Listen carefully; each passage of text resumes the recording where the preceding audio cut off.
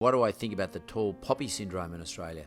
I hate it. I mean, if you're in America or any other place in the world, they actually applaud you for being successful. It's one of the things that I really struggle with in Australia when you try to do better than the norm. We have a tendency in this country to make people frightened to be successful. I know plenty of people who are successful who say to me, the key mark is to be pretty much invisible as a successful person. A lot of successful people in this country want to be invisible because they fear being torn down by whoever wants to come after them.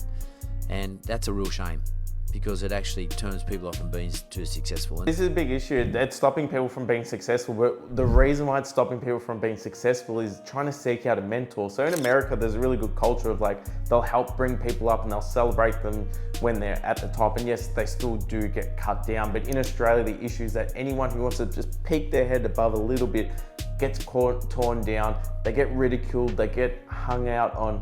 And this really hurts younger people seeking out mentors because then you don't have these people who are actually doing well, either speaking on stage or going to different events or setting up mentorship where they can help the next generation do better. And this is really going to hurt us. We've been very lucky in Australia that we have our resources and everything else, but unless we can bring young people together to push really hard in business, we're gonna fall in the rankings across the world because of this tall poppy syndrome.